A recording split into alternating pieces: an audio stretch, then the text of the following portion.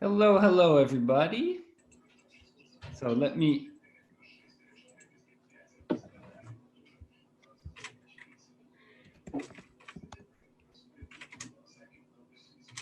start sharing my screen. I hope everybody's doing well during this isolation.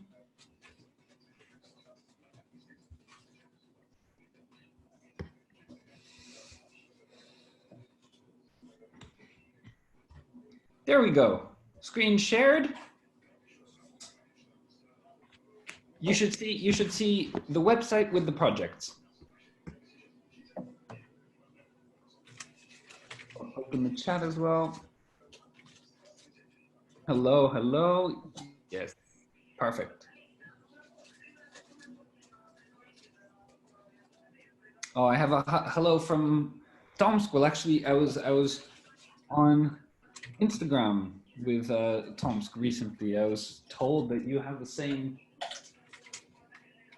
problem as we do. Everybody tells us stay at home, and right now the sun is shining. It's really beautiful outside. Somebody says no sound. Check the sound, because as far as I understand, everybody else can hear me. All okay? You can hear me?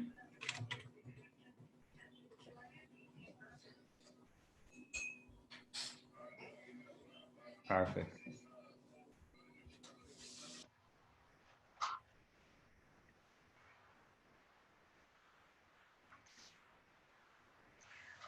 All right, very good.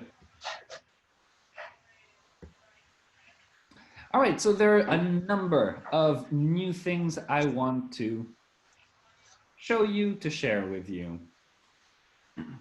So first things first, you've heard, of course, our president's announcement. The confinement is prolonged to the end of April, and that means, I'm sure for everybody, that means that our students are starting to get worried. Now, I don't know about you, it depends on the way students heard the announcement, because this week and last week, because there was last week it was school holidays, this week it was just 1 week announced. So I had a lot of students who actually took it as a kind of free holiday time, and they were considering that, hey, it's just 1 or 2 weeks, we won't study for the time being, let's play it cool. Now that it's a month, it sounds much more serious, and they're much more keen on studying now, because a month at home alone or just with family not doing anything, it's bad for the future, it's bad for your routine. But at the same time, it does mean that everybody's income is going to suffer, and that students might not have the liberty to pay for lessons, things like that. So you're going to have more and more negotiations on that. There are no magic tricks. I highly recommend full and complete sincerity with your students. Make it always clear to your students. Always bring it back to education is a partnership between teacher and student, between teacher and parent. They need to feel that we're on the same side, and that this is not a business negotiation, basically. We're on the same side, we're in this together.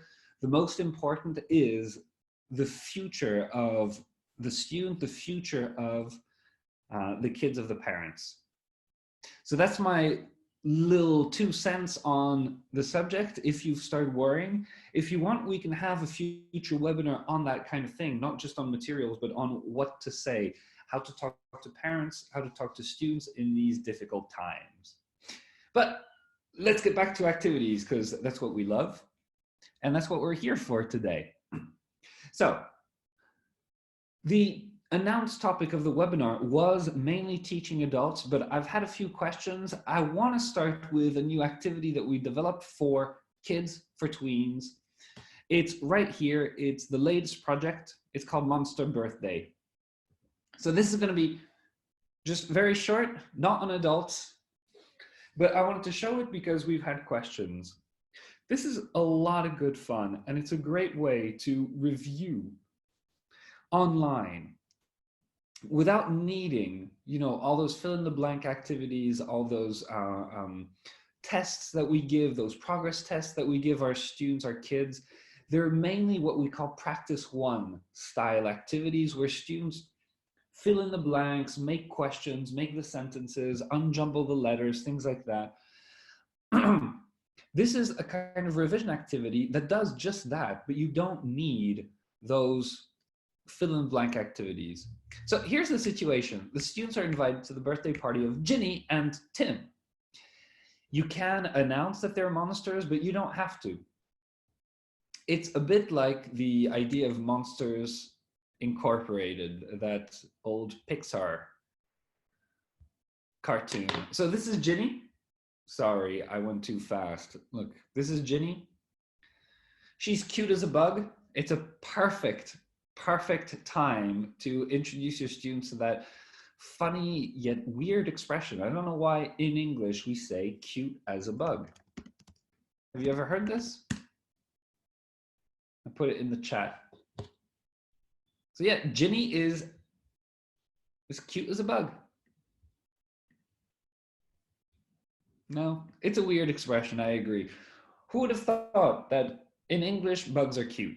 But there you go. Ginny, she's cute as a bug. And this is Tim. I find he looks a bit nerdy. I don't know what you think, but that's a personal opinion. I find he looks a bit nerdy and a bit naive. It looks to me as if he'd believe anything you'd tell him, I remember, those old mother's tales, those little stories that moms told you that now, and at the time you had doubts about whether they were true or not. So for example, my mom would tell me things like, if I ate the seeds of fruit, for example, an apple, if I ate it complete and I ate the seeds, an apple tree would grow out of my stomach and through my mouth. When I was very, very small, when I was very young, I used to, don't tell anybody. I used to suck my thumb. And my mom couldn't find a better way to get me to stop sucking my thumb by telling me that because I was sucking my thumb, a bit like a lollipop, would gradually get smaller and smaller and smaller. And so I would regularly double check. I would put my two thumbs together and check. I feel Tim is a bit naive, is that kind of kid who will believe any kind of story like that his parents are going to feed him. Well, I did believe a little bit. I compared, and it's funny how psychology works, because I could actually see a difference. I remember at times, was, yes, Mom, you're right. I need to stop sucking my thumb. Not true. And you have a page where you can have them both, all right? So students are gonna go, they're invited to the birthday party of Ginny and Tim. They're monsters, and they must decide what to give them for their birthday. So the procedure is this: you introduce each monster to the students. You elicit from the students facts about the monsters, including things like their age, hobbies, what they eat. So this is the revision time.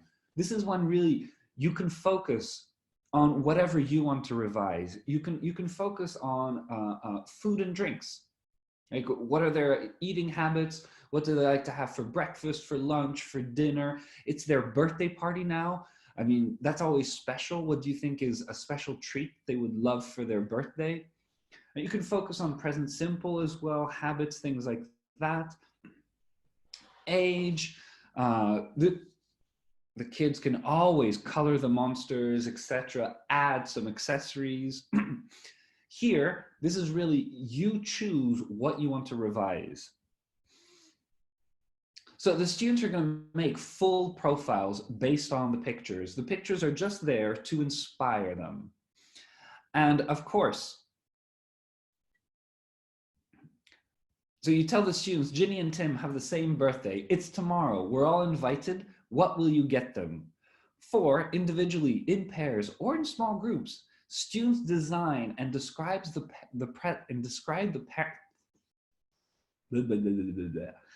design describe the presents that they will get for both Ginny and Tim. It's a lot of fun. It can be individual, it can be in groups, it can be in pairs, or it can be in small groups. I'm tired today. What's going on? Can't find my words. Can't find my words. Where are my words?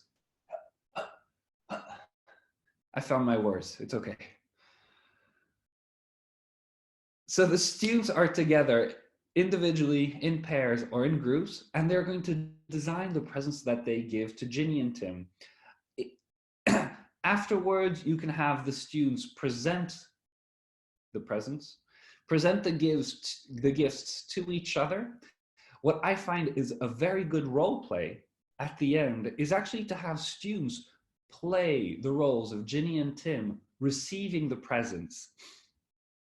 And this is great to have a good exercise of fluency with kids at a very low level. You can help them introduce them to phrases like, I hope you like it. This is for you.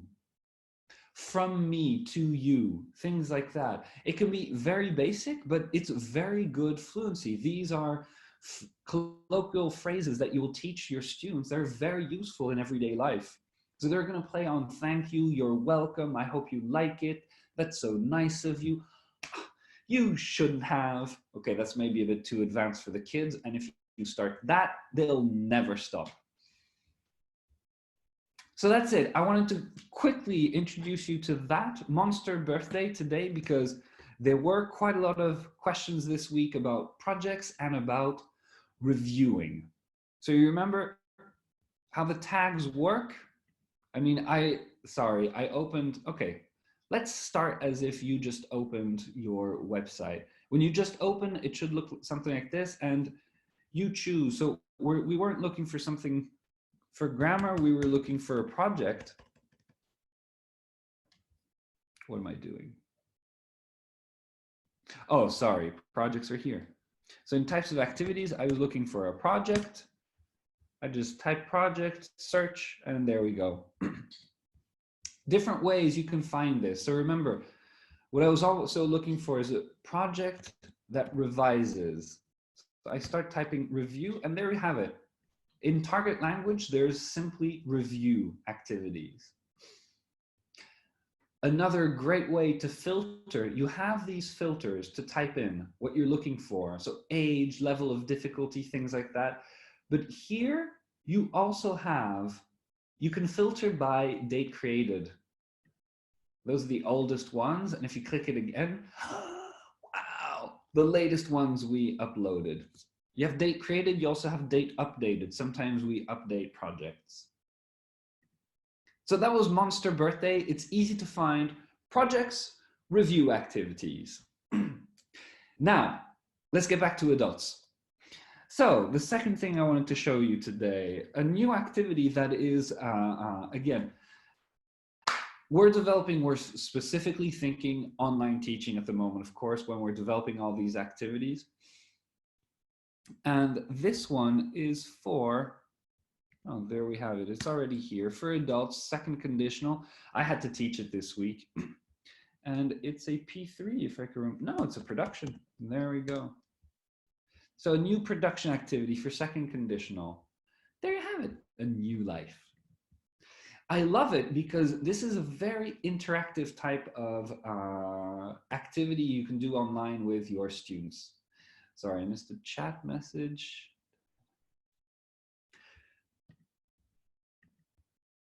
A new life. Doesn't it sound inspiring at the moment, actually? So this activity is great to do online because actually if you have access to the internet and if you can have your students browse, it's going to be even better.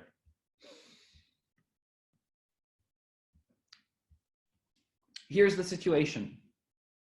The students must come up with a plan for a new life in a new place. And the procedure here, you need very few materials. You first choose a location in which to frame the activity. It can be a country, a region, a country, a region, or a continent, of course. What's that last one? And it can be fictional, it can be fantasy, real, anything you like. It's going to work like a charm.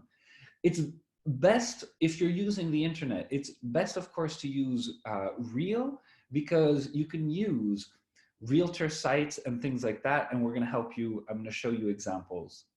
So you tell the students that they want to move to this new place. It can be really any place. You can tell them New York in the 30s. You can tell them, I don't know, Monaco this year. And you're going to discuss this with the students, what they will have to think about when moving to this place. As an immigrant, I can tell you that yes, some of the first things you think about: work. How easy is it going to be to find a new job? And what would I do? What could I do if I moved to that new place? Now, I'll have to think about my skills, my talents, the language, etc., but also what they need there locally. A home. Of course, you're going to think about a home, where you're going to live, in the city center, in the suburbs, in the outskirts. Home, a house, a flat. You're going to want to think of schools. If these are adults, we were talking about adults. Adults like talking about schools. If they're parents themselves, they're going to discuss what kind of schools they're looking for, and maybe they're going to talk about online education at the moment. And finally, things to do in your free time, because you know what? If you're moving to New York or to Monaco, very different lifestyles. Especially, did I say New York in the 30s at the beginning? I believe I said New York in the 30s. Very different lifestyles. So for each of the areas you discussed, students must describe what they would do if they moved to that place. And when you follow up with the students on their research, have them describe their lives in the situation in more detail to use the target language more effectively. So there's a nice way to do that. You can, these are two websites that we put links to. This is Century 21. It's a pretty famous realtor website that works, I'm pretty sure, all around the world. Let's check Monaco. I'm sure they have something in, there you go. No, but it found Monaco in America, of course.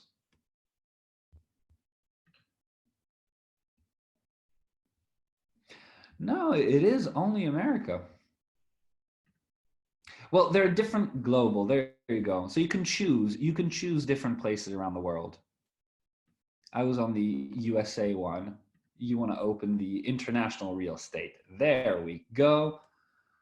And so here you're going to be able to play with real estate all over the world. It's China, USA, Canada, Mexico. Look at that. It's beautiful. It's a great website. Students can actually go there online during the online lesson and compare options for homes. They can do the same thing on this website for jobs. Okay. Now, you can, from what I remember, there you go.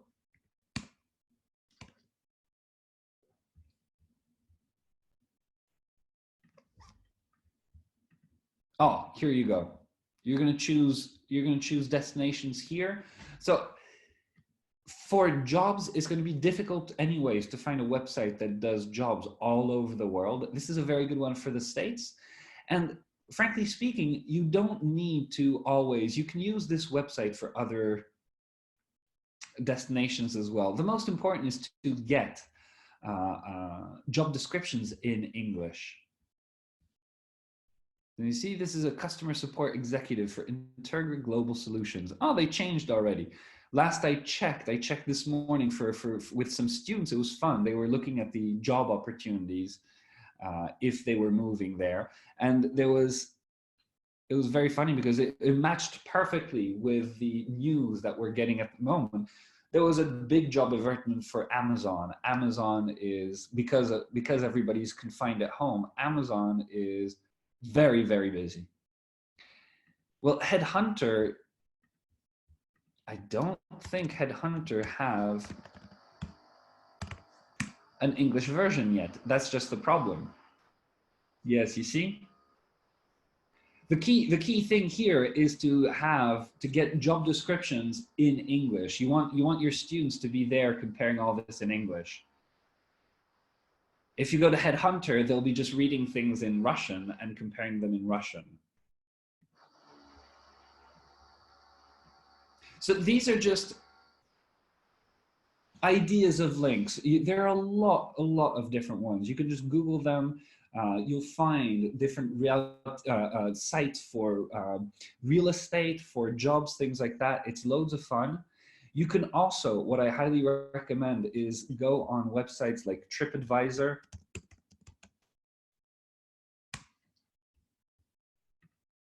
And you can get their guides. TripAdvisor has different guides for different destinations, things like that. Asking me to log in and everything. I don't know. Vacation packages. Where is it again? Trip Inspiration, I think. So this is, again, these are things that websites that you can actually use during your online lessons, and you're going to browse with students, and students are going to use a lot of third conditionals to imagine what they would do, would say. Very good. Craigslist, absolutely a very good one. Headhunter, but I'm pretty sure Headhunter again. Oh, headhunter.com. I thought, sorry, Maria. I assumed, you see how Russian I've become? I hear Headhunter. I only think of headhunter.ru. Sorry, you're absolutely right. You can use Headhunter as well. There are a lot of useful sites in that way. This is a very good activity, and you see in the instructions, you don't need any extra materials. This is the kind of activity you can do with your students online. It's similar to project-based learning, task-based approach, because you're literally, and content-based learning, you're literally dealing with real life content. There are no fake job advertisements, no fake advertisements for homes, things like that. It's all real. Students really enjoy that. They like this interactive aspect of that. So that's it. It's called A New Life. Check it out. It's a great way to practice second conditional.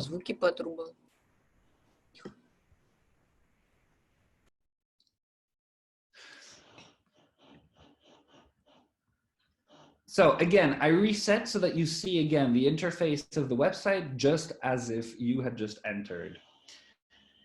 Were there any questions, by the way? Any comments? Anything like that? I'm sorry. It seems that one of my neighbors has decided that confinement is a good time to do some repairs, do some drilling. At the same time, let's be fair, I didn't give an announcement to my whole building that I was giving a webinar at this time, so he couldn't have guessed. All right, if there are no questions, things like that, I want to show you next. This is something that I've talked a lot about in previous webinars, and you'll find a lot of materials for this on our website. Social understanding. Now, social understanding is very important to me because our students often tend to struggle with that. In a second language, because you're not used to it, and because you're still training your fluency, you tend to focus on the logic and less on the emotional messages that the person gives you. Emotional messages means the intonation in which the person is speaking, the gestures, the facial expressions. There are a lot of hidden messages of things that a person communicates through their intonation, through their gestures, their facial expressions, through the words that they use, the impact of what they say. There are a lot of messages there that are beyond the logic of the words that are given. And our students struggle with that simply because it's their L2. It's absolutely natural. There are a lot of activities that we call social understanding to help students do that. And today, I wanted to show you this one. On Thursday, I already talked about these new activities, short note interpretation, and there's a new one that I wanted to show you. So the whole idea here, you're going to give a short amount of time for your students to come up with a short note. It's a short message that corresponds to the situations you give them.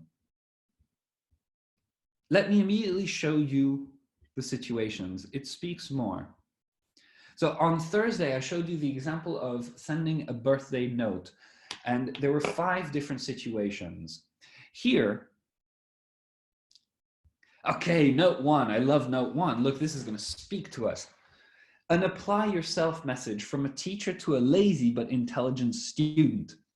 You know those students. We've all, I'm sure, had at least one of them. That student that is a bit too smart for their own good. They understand things quickly in class, which means that they kind of have a lazy attitude because they think, well, it's good enough. I understand, I get a 4, maybe not a 5, but I understand, and I always get a 4 without trying too hard, so it's good enough. It's true, it's good enough for them, and they're going to go through life in a pretty easy way, but there's so much more that they could achieve if they reach their full potential. And that is the message that you, the teacher, want to give this lazy but intelligent student. An apply yourself message. So the students are going to have 1, 2, maybe 5 minutes, if you've just started this, if it's new to them, to come up with a short message. They're going to write it. It's the size of a postcard maximum. But there are going to be 3 different emotional contexts. The first note, the teacher is required by his or her boss to write this sort of message and doesn't really believe in it.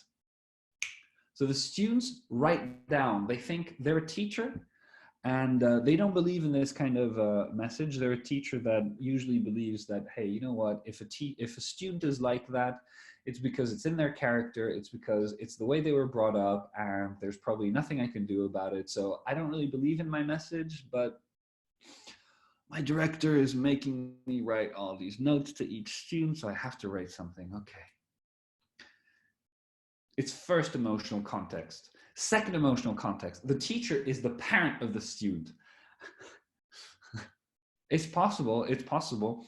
I was in 2 classes where we had, in my life,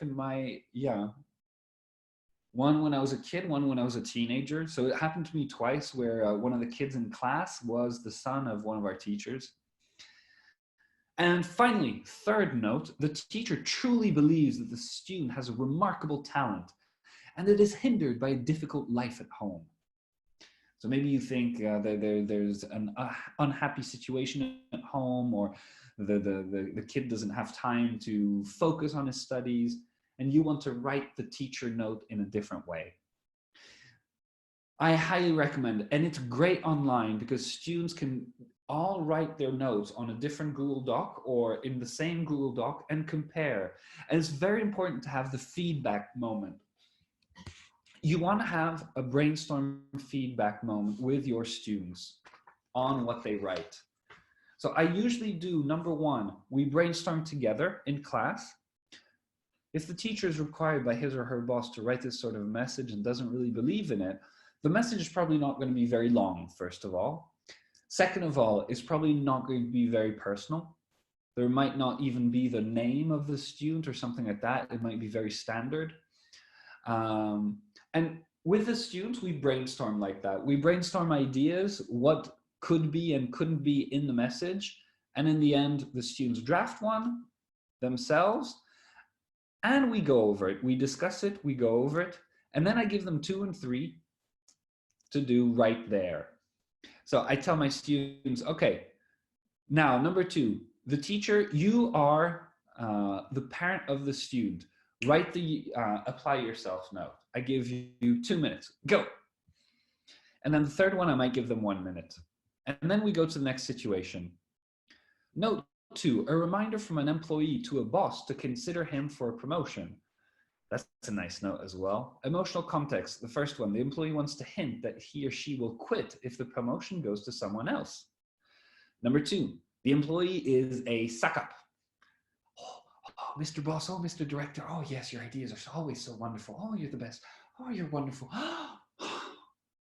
Director, it's just amazing to be working for someone like you. You can't believe the luck I have to be in your team and with you every single day. Emotional context 3, the employee was late in finishing a project last week. So you see, you have 3 very different contexts. Note 3, a compliment to the staff in a hotel written in a guest book. So you stayed in a hotel and you want to write a little compliment to the staff in their guest book. 3 emotional contexts. Everything in the hotel except the staff was terrible. So you had a terrible experience, except for the fact that the staff was very friendly, very nice, and always desperately trying to help. But obviously the direction, the management of the hotel wasn't helping them. So you want to write a note that clearly points to the fact that, hey, management, your hotel is terrible and you are terrible at managing your hotel. There's only one thing that saved it, is that the staff were wonderful. 2, the guest received extra help because of a disability. 3, the guest spends a holiday in this hotel every chance he or she gets. So this is like one of this is their favorite hotel, their favorite resort, their favorite destination. 3 very different kinds of emotional contexts, but for one same note. I highly recommend that you start working with these social understanding, short note interpretation activities online with adult students. Your students are going to be amazed. This is a very simple type of activity, but that for some reason is never found in textbooks, I find. I've never seen things like that. And I love working with this with students because they need to develop their social understanding. They need to develop a relationship with English that is more than just logical. The word window means akno. Okay, I understand what you are trying to say. No, you know what? The way you say, could you please open the window? Open the window. This social understanding is very important. It's very important to feel the difference in what I just said. Could you please open the window? Open the window. The intonation, the facial expressions, everything like that, our students need to play with this in class so that they can, in real life, they can adapt to when Antoine asks them very nicely and almost tentatively, could you please open the window? It sounds like Antoine feels like he's going to offend me or something like that. You want to reply in a way that reassures me that, hey, Antoine, no worries. You can ask me to open the window. It's no big deal. Don't worry. And again, react again differently as well to when Antoine goes, hey, open the window. It's important. You need to be able to adapt to that. And students need to be able to play with their language to adapt to these different situations. So it's called social understanding. It's in target language, social understanding.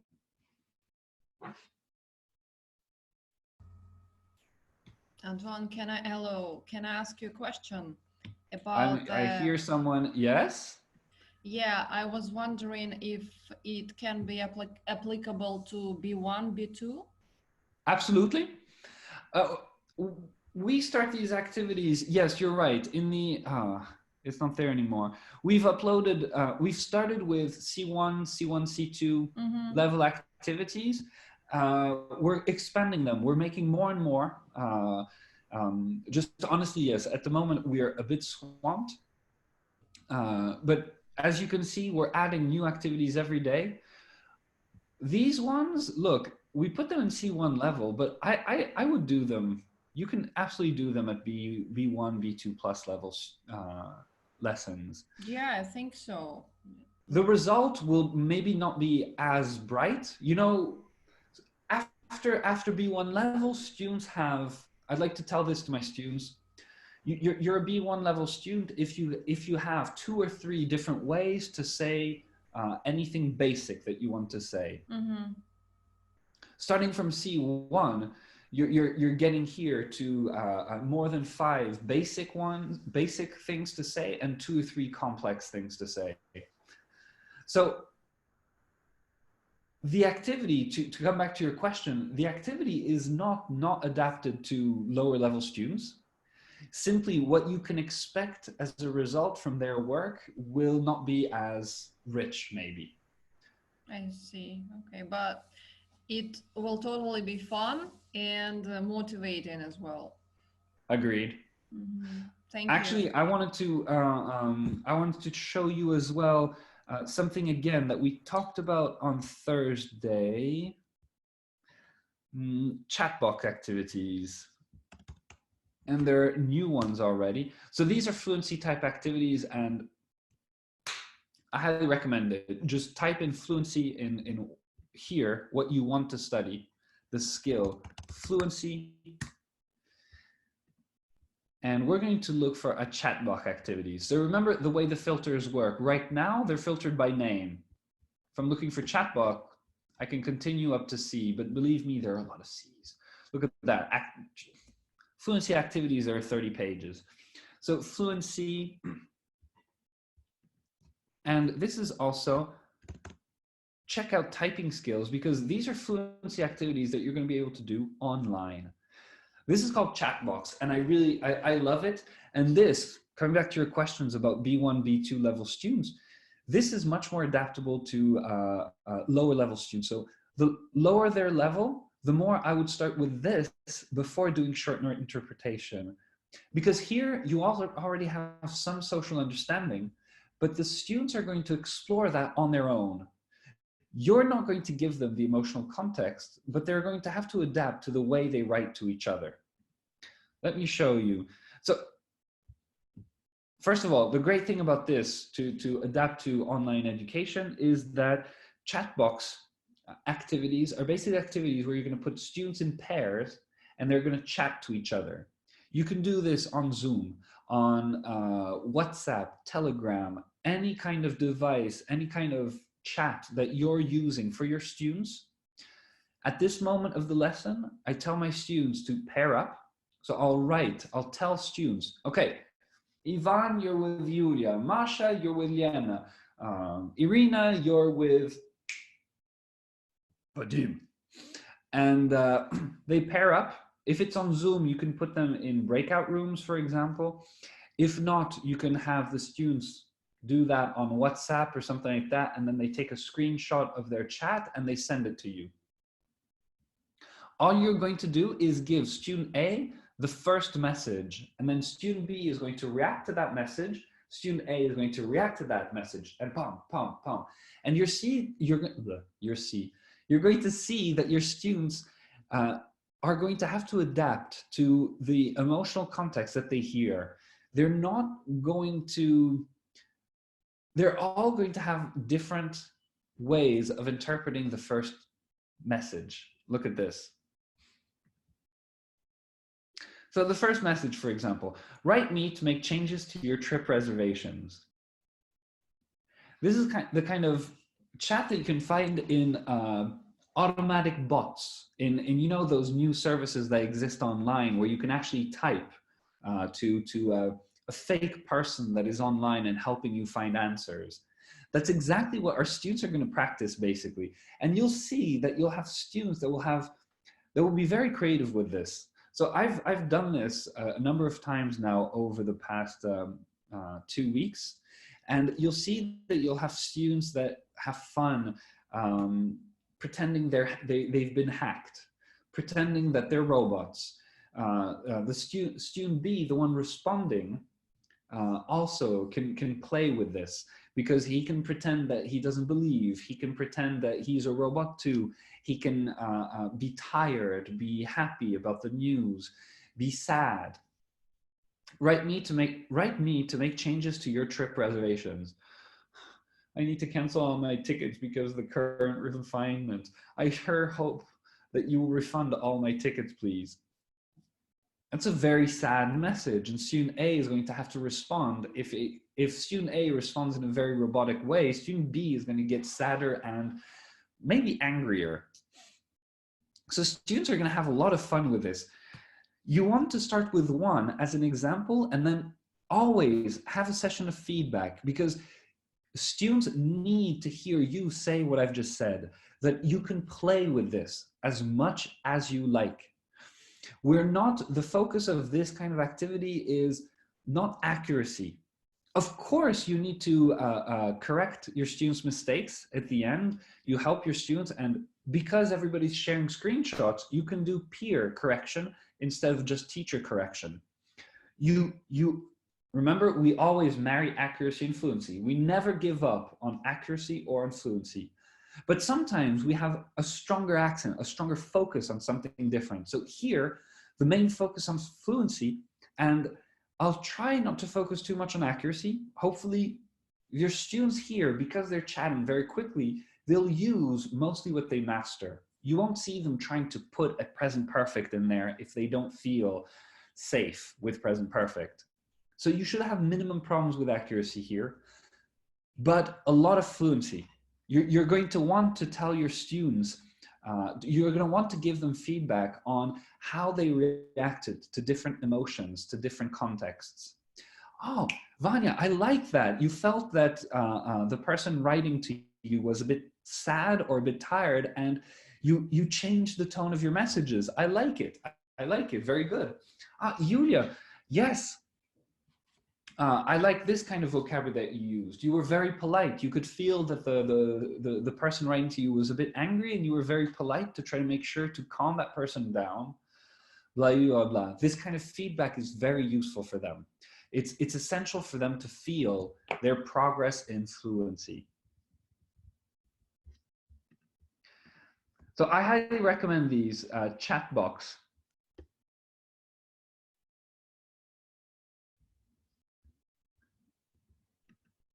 So you see, these are very good chat box activities. They're very similar to the previous fluency activities we developed, like convince, things like that.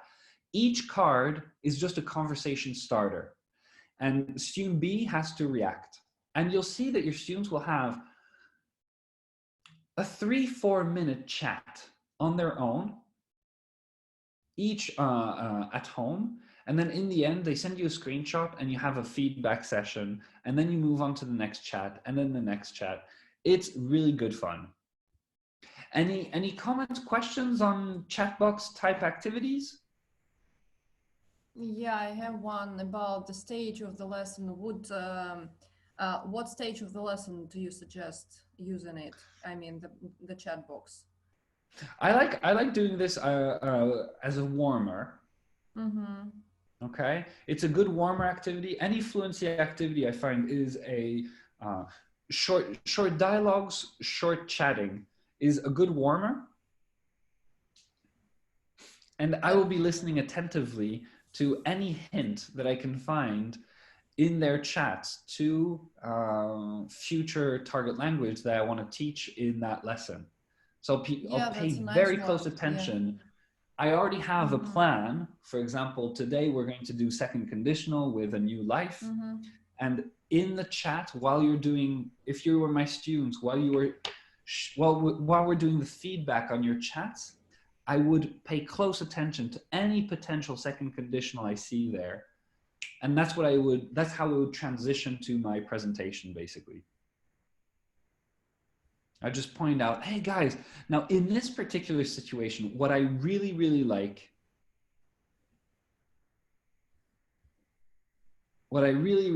is, yes, the students here can lead into a future topic,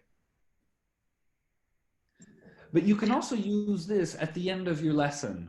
So I call this a practice 3. It's the third stage of practice to me. Practice 1, I check accuracy. Practice 2, I drill, I move knowledge to become a skill, automate it. And practice 3, fluency speaking activities. And this can be a good practice activity for that as well. Do you always divide the students to groups for this activity?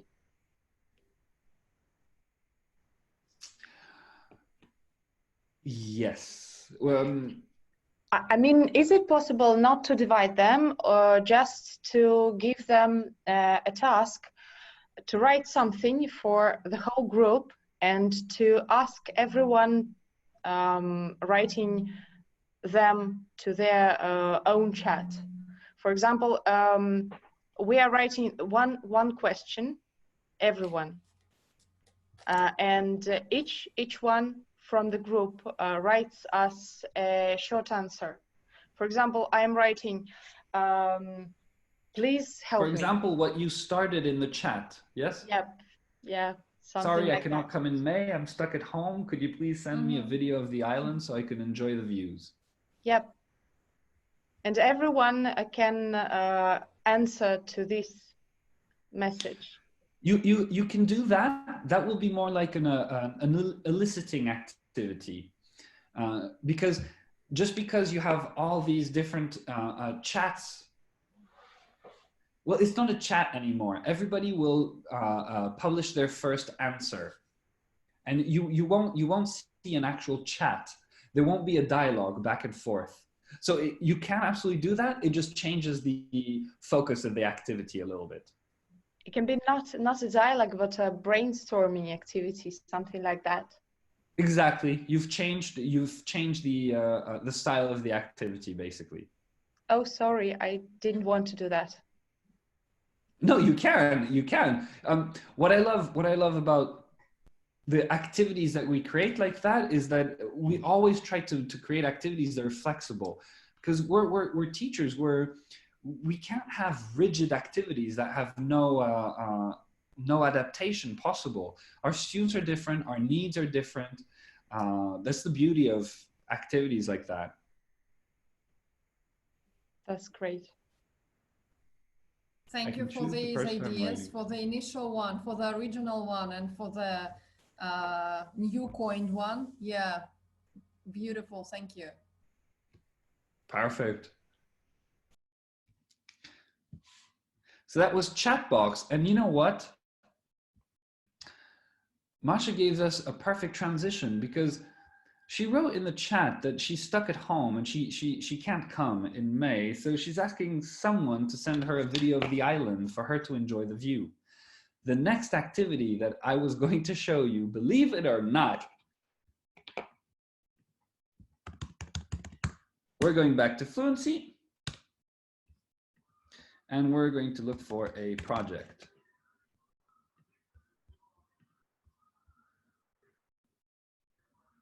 Can you hear the announcement? Prosim.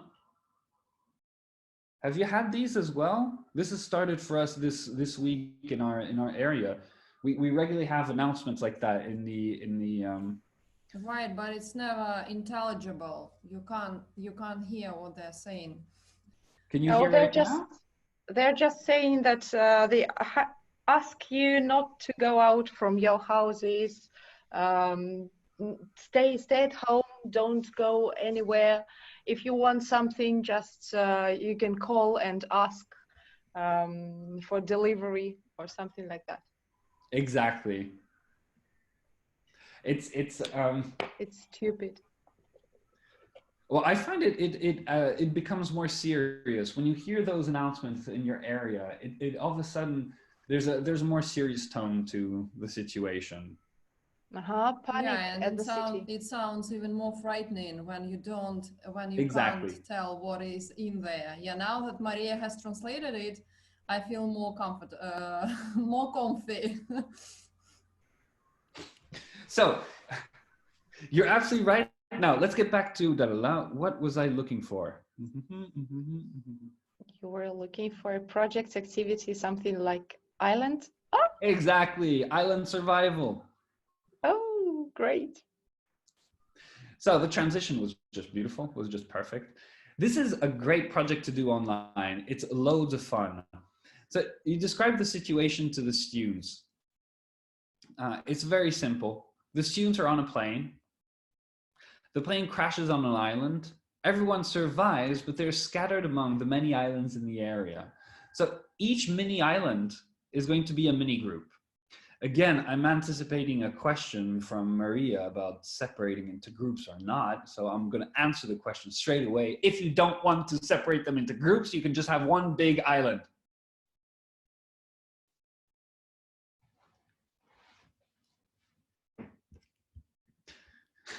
Now, I was just kidding, really. You're absolutely right. You can do that. No, it was a very good question. You were absolutely right. So you can have as many islands as you like, but minimum, you should have one for the whole class. It can be a class project.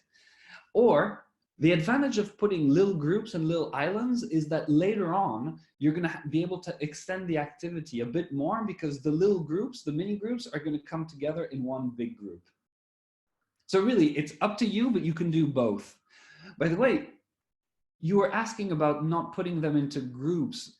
Were you talking about online as well? Yes, Maria? Yes, I was just talking about online because I have some problems with dividing them into groups. Actually, I have 15 students in a class.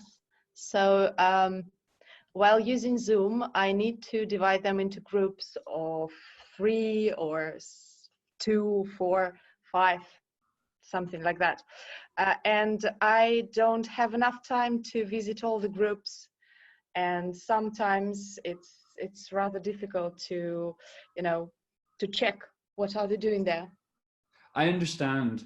But so you know how to change into breakout rooms, right? Yes. Okay. That's really a great function of Zoom, but I agree. It's not perfect. It's difficult to you need to find the time to go visit everyone. Anna from Tomsk says no. You don't know, Anna, how to do this.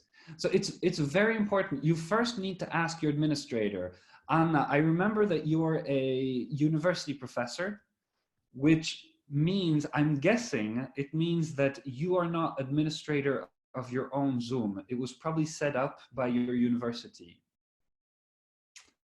That means that you need to talk to your university administrator, because if you don't, you will not have the option if it's not switched on in your settings. So you need to ask your administrator for exactly that. It's called breakout room. In English. In Russian, I don't have Zoom in Russian. Maria, maybe you can tell us, is your Zoom in Russian? No, it's in English. Well,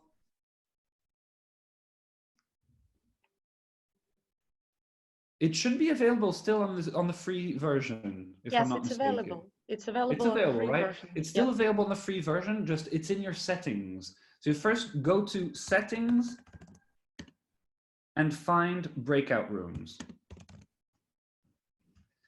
Once you've switched that on, that option on, you will find it'll appear when you, right now, during our Zoom session, if you play with your mouse, with your cursor, and you go up, at the top in the center, you have a series of commands like mute, stop video, etc. On the right, you have 3 dots with more, where you can open the chat, for example. Thank you, Lena. Lena says in Russian it's called Sessionные залы. Below chat, you will see invite. So I have paused recording because I'm recording right now. And underneath that, you'll find breakout rooms. It'll ask you how many rooms and if you want to separate people automatically or manually. So coming back to our activity, breakout rooms are very useful on Zoom. I highly recommend Google if you don't know how to.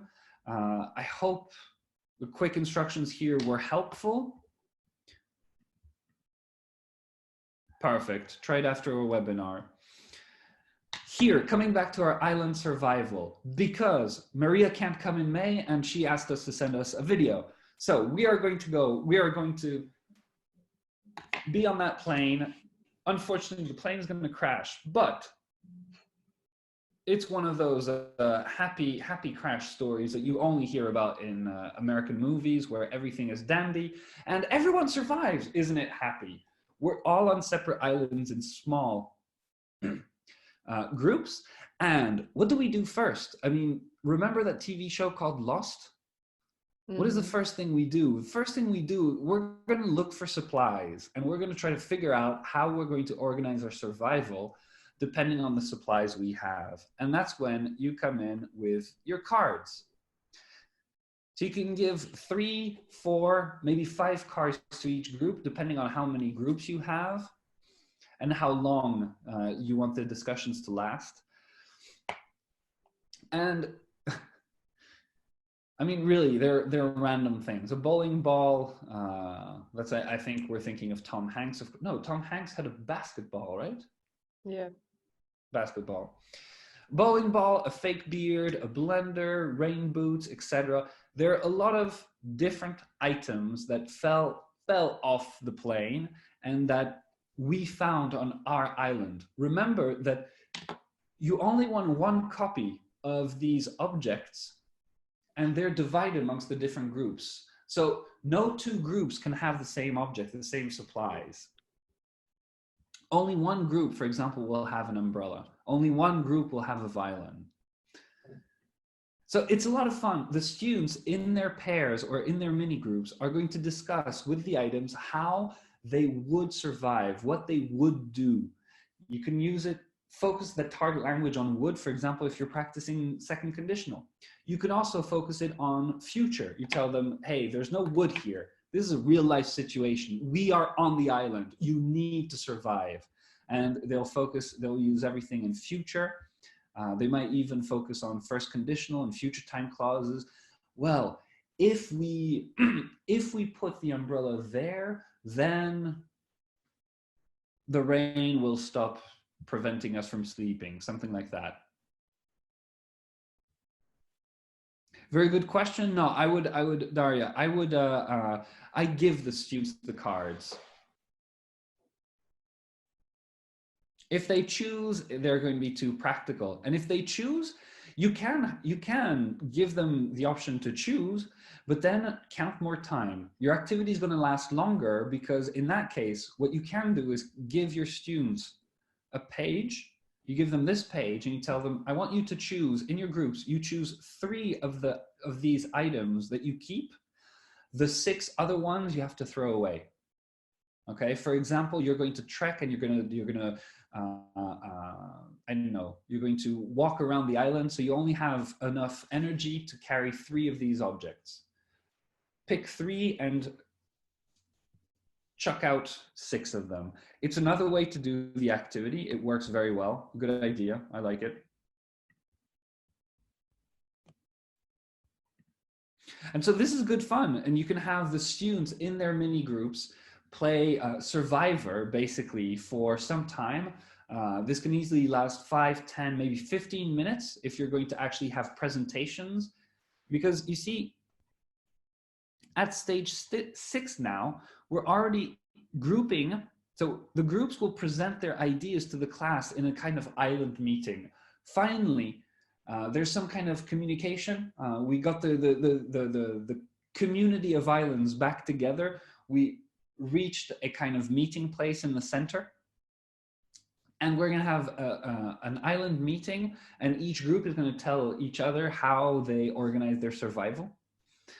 And that can lead to future activities. So after the presentation, the students have the chance to trade items. That would be a lot of fun. Students come up with a plan for getting back to civilization, again, using the items they have. Students present their ideas for getting back to civilization, and groups vote on who has the best idea. So this is our island survival.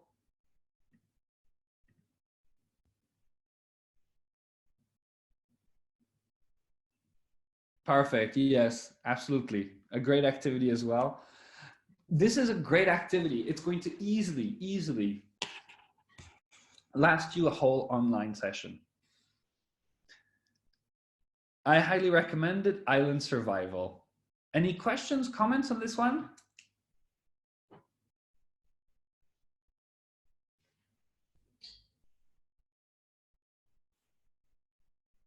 because it's already 4 o'clock. I hope you'll forgive me if I last a little bit longer than 4. I have 2 more activities I wanted to show you. So we're gonna drag this a little bit further.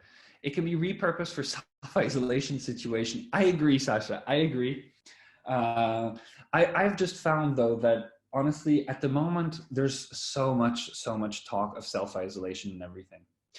It's too much, and I find if I don't distract my students at the moment, every single lesson starts with 5 minutes of, hey, how are you? Oh, it's difficult. Oh, this, oh, that. And I'm a bit tired of it. And I find part of my role as well is to bring a bit of positivity to the lives. So I'll try to stay away from self-isolation. Yesterday I posted on Contactia 2 photos of Dave Bowie and Freddie Mercury. A week before that, some happiness pictures. Those are great ways to start lessons in a completely different way. Distract your students from I just the coronavirus from the start. Couldn't Sorry? agree more. Yeah, I couldn't agree more. You can tell that, you can say that again, but you know, the other day I was carrying out this convince activity, thanks to you. And they picked up something like go and convince your partner to go get some apples outside. Can you imagine what it turned into? It was a real fight. That must have been, yeah, that must have been pretty funny. It was, yeah. Thank you one more time. It's a good one, I agree. Just quickly, I do want to answer that question. Daria asks how long there will be 100% access to the materials. So I sent an email. You should have gotten an email yesterday about that. We're going to try to do this for as long as possible. Honestly, we immediately, the moment we saw that the situation got serious here for us too in Russia, we saw that our students were struggling, our teachers were struggling, everyone was struggling. And to me, I'll tell you very frankly, as with Tom, we feel responsibly. There are 2 things that are priority for everyone at the moment: health and financial stability, because we don't know how long this is going to last. I'm sure if you follow the news, you've heard. I mean, even in America, there are countless numbers of people losing their jobs, things like that. It's a dire situation. These are trying times, as we say.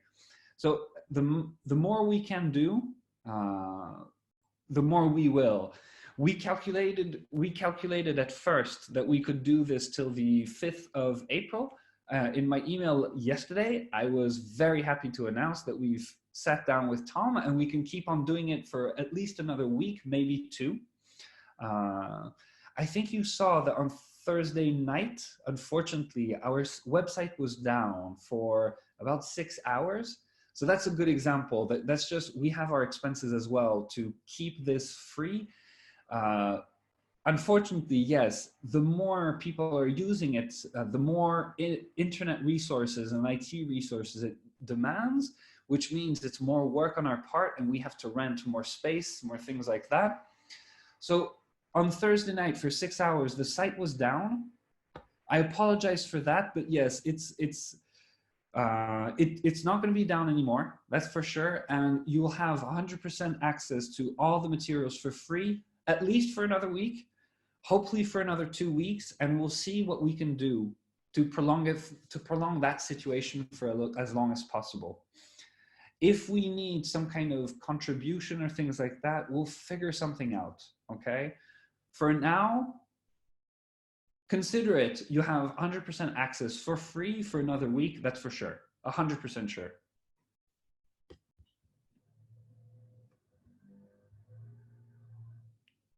Okay, you saw the email, perfect. So I said 2 more activities, but we do have to move on.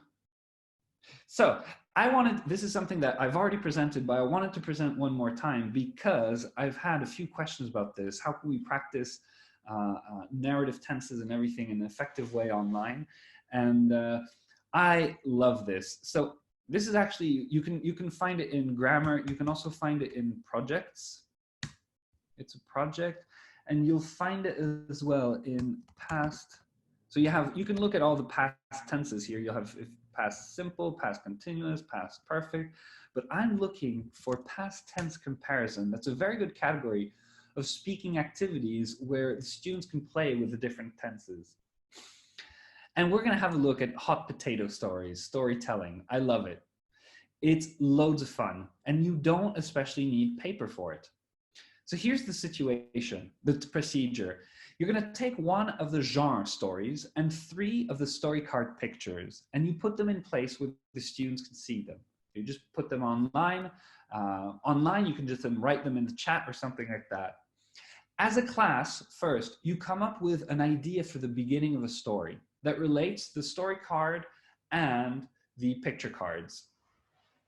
And you have, this is in class. If you're doing this in class, online, you don't need to do it. Have the cast stand up, and you take a ball and you continue the story. Boom. With 1 or 3 sentences, you throw the ball to a next student, and that student needs to continue.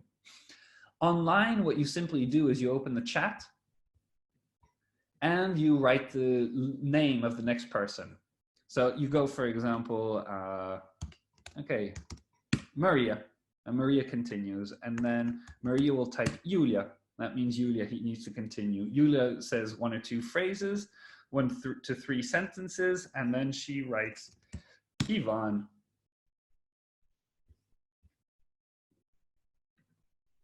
Can we try it right now? Oh, okay. That's a good idea. I hadn't thought of it. Okay, so look at the genre stories. So you have loads of genres. What are we going to do? We are going to pick a randomly, we're going to make a detective story. Boom. All right. And story cards, 3 random cards. So, well, we have an island. So there's the picture of an island. Second page, boom, a shield.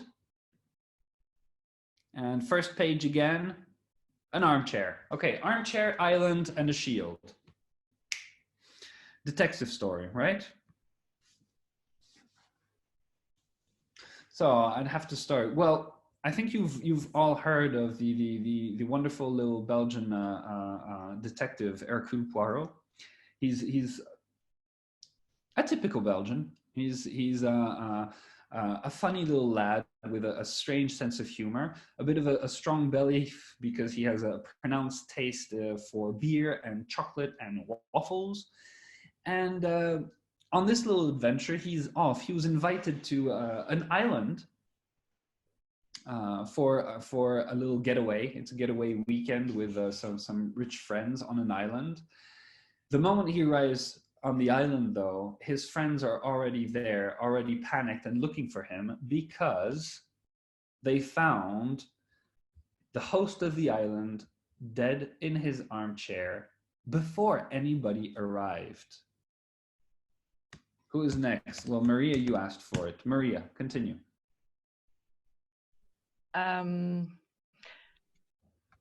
There are only 10 of us on an island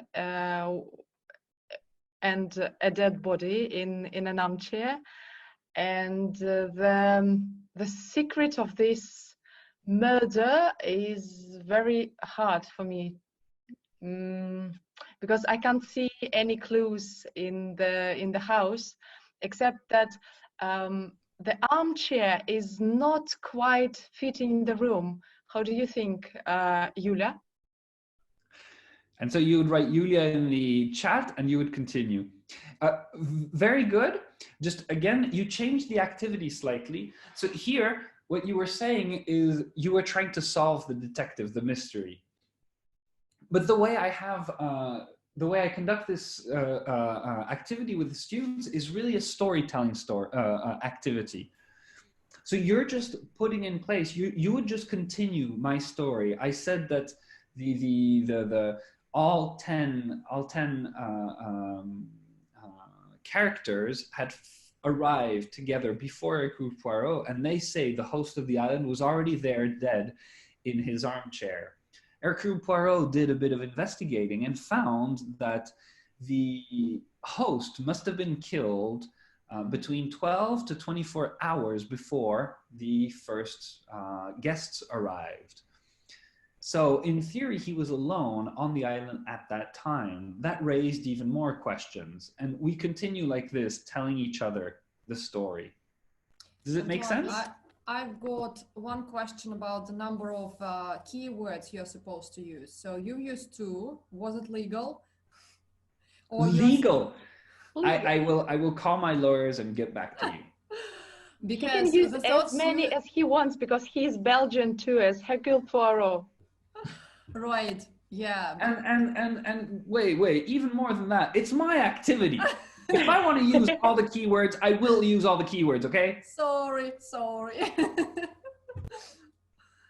No, you're absolutely right. You can. This is again where you're the teacher. You know best how the activity will work with your students.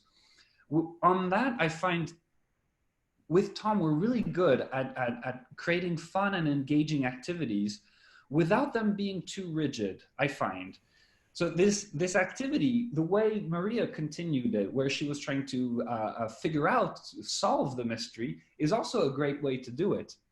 And as you're saying, as you're pointing out, you don't have to limit to only 3 story card pictures. You can go with way more story card pictures, and you can give your students challenges. How many clues they use, how many objects they use in each of their sentences. There's a lot you can do with this. I would even add that you can adapt. I've done it myself. Instead of using the story card pictures, there might be some vocabulary that you want to revise. And this is a great way to do that. Instead of using our story card pictures, take pictures of vocabulary you want your students to revise, and you will replace the story card pictures with those. So let's say, for example, the students were supposed to, ecology, that's one of the big topics at the moment. They were supposed to learn all this ecology vocab. Well, I would give them, actually on this, I would give them a science fiction story. Okay, so I give them a science fiction card, and there are all these words related to ecology: pollution, factory, sustainable, renewable energies, a lot more vocab. And the students are going to do the same activity, the same idea, 1 to 3 sentences from me, and then I pass it along to you. And then you pass along to a 3rd student, and then a 4th student. We each add our step to the story. If I started, I would say, oh, so this took place in a galaxy far, far away.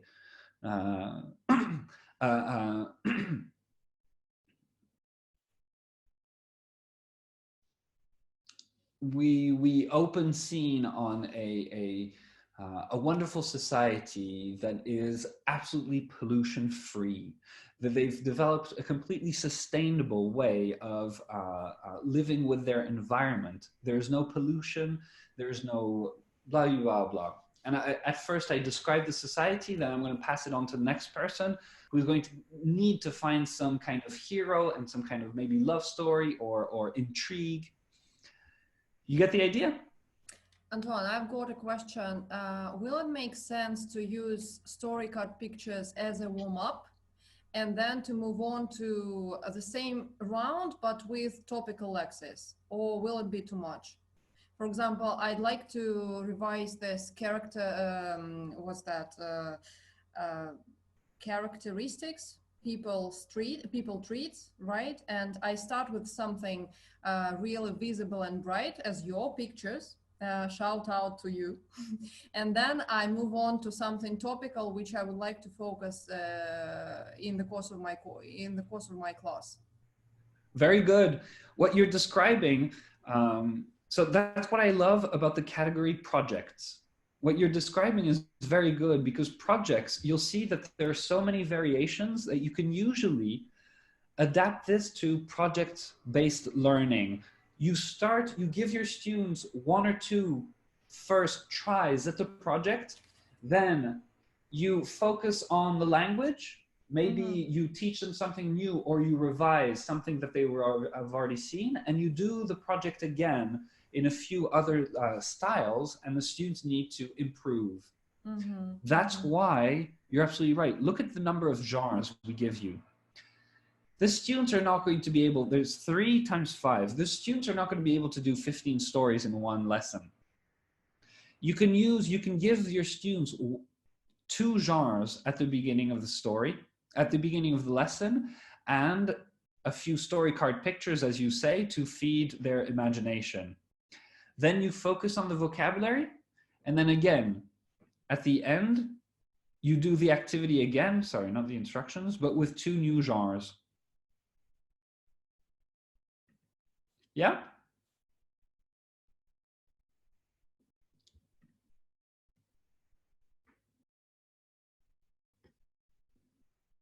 You see, just for past tense comparison, there are a lot of different projects. I love Museum of Magical Things, but I'm not going to present it again. I've presented many, many, many times. So I love hot potato. And the last thing that I wanted to show you today, in a similar vein, it's already 4:20. In a similar vein, it's called, oh, but it's right there, Crazy Science. So you'll see it's good for past tense comparison as well, but it's also awesome for passive. And that's something that we need sometimes. Crazy Science is awesome. I love it. And Anna, I remember your engineering students. I think they're going to enjoy this as well. The situation. Students are scientists who have made a new discovery. They must describe the experiments that led to that discovery. Because you know what, fellow scientists, they won't believe you. If you don't have a story to back up your discovery, to explain how you experimented, how you discovered it, and how you developed it, your fellow scientists are not going to give you a Nobel Prize. If you're not sure about that, show them Big Bang Theory and poor Sheldon at the end. He needs to fight to get his Nobel Prize. Oh, you've already tried, perfect. So you put students in pairs or in small groups. You give each pair or small group a discovery card, and students are going to come up with a description of what the discovery is, why it's special, how they discovered it, including their hypotheses, the goals of their experiments, a detailed description of the steps of their studies, and in the end, students present their discoveries at a scientific conference in front of the other colleagues. Of course, you can have them vote, for example, on a Nobel Prize. You can also have the students try to sell their technology to investors. A lot of possible extensions again. And here are the discovery cards. So they're everyday, they're real life things like aspirin, but there are also things like Book of Spells, which is completely magic, and the students need, this is going to take some creativity. There are things that are so mundane, so obvious, that is going to throw them completely off. Broccoli, candies. There's an alien device, the purpose is unknown. There's an egg of an unknown creature. Dragonfire, invisibility helmet, honey. Ice, you discovered ice, how smart are you? An invisibility cloak, a magic key, qualities unknown, lava, lobsters, a magic flying mat, a mirror.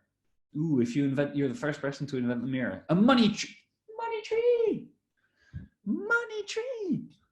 a monster of unknown origin. Wouldn't the money tree be perfect at the moment? Everybody's struggling, our students are struggling.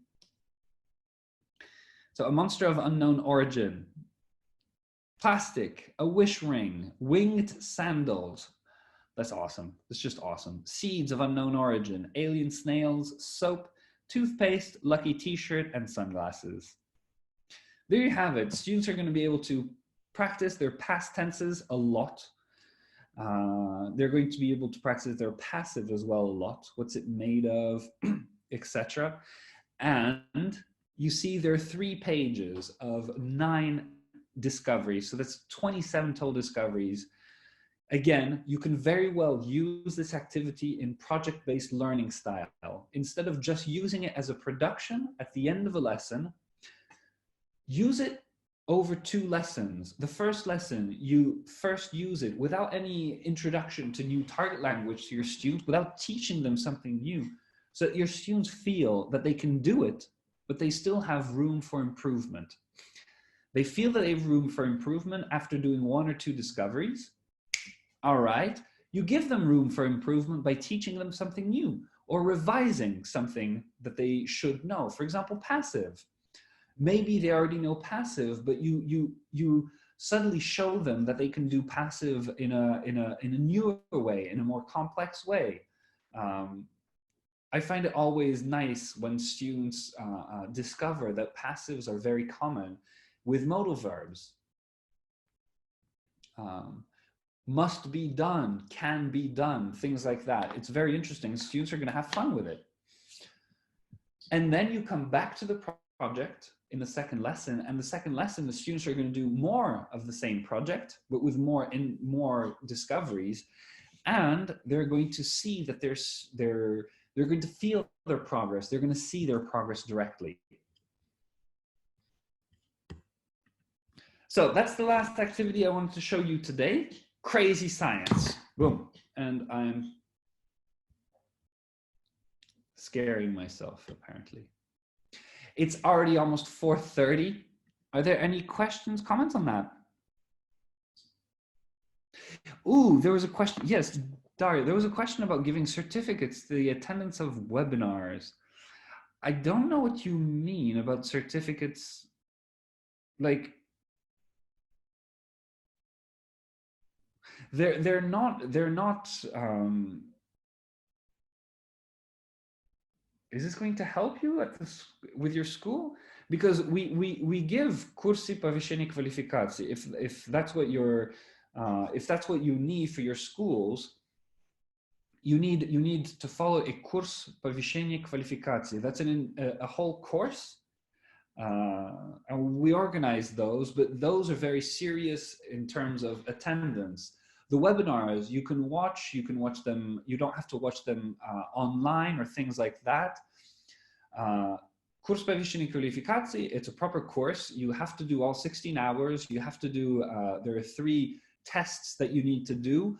And upon completion, you get a certificate of повышения квалификации. Oh, Sasha, thank you. It's highly recommendable, apparently, by Sasha. She says it's a blast, but it's also very useful, right? It's not just a blast.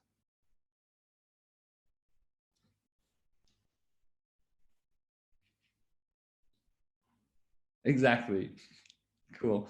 So that we give certificates for that because those are official certificates. They're registered with the Ministry of Education, and it counts. You know, as a teacher, every 3. I want to say every 3 or 5. I don't remember right now. I'm stuck on that. Every 3 or 5 years, you need a new certificate of повышение квалификации.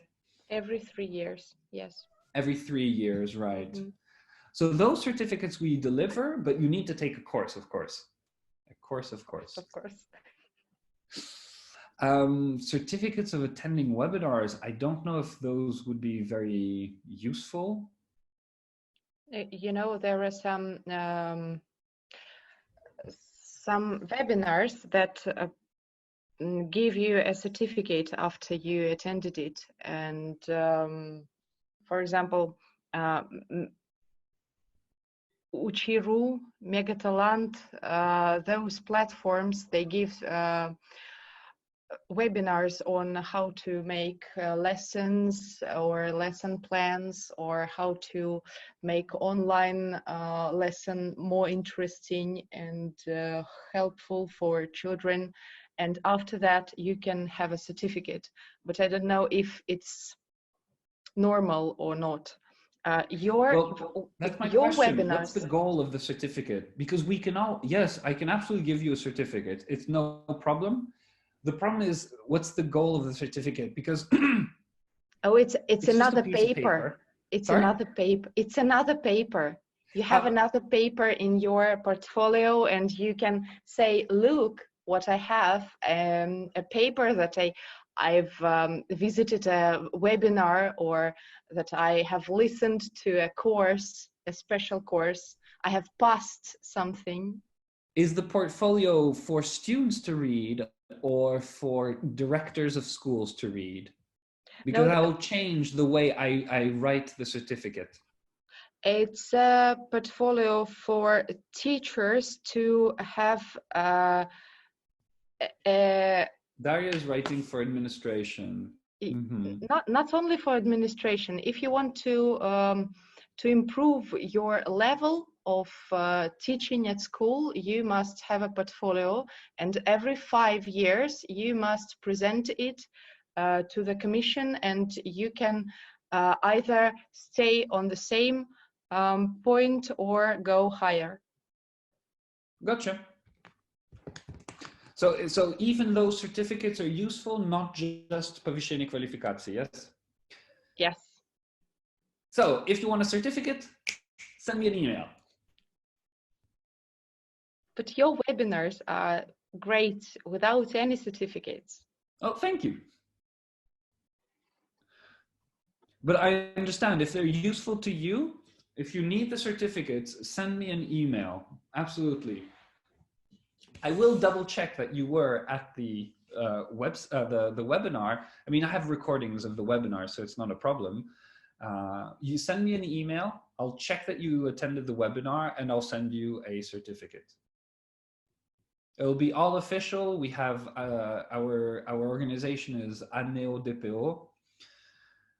Автономная некоммерческая организация, дополнительное профессиональное образование. So no problem, the certificate will be very, very official.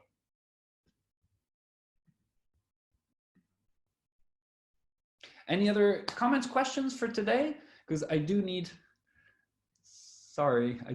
to. You too, have a nice day. Although, Anna, I think it's already almost evening for you in Tomsk.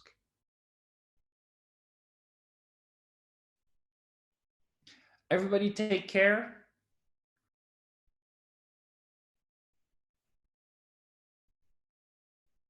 And try to enjoy the weekend. Stay away from negative, bad news. Try to enjoy the weekend. There's still great ways to have parties at home.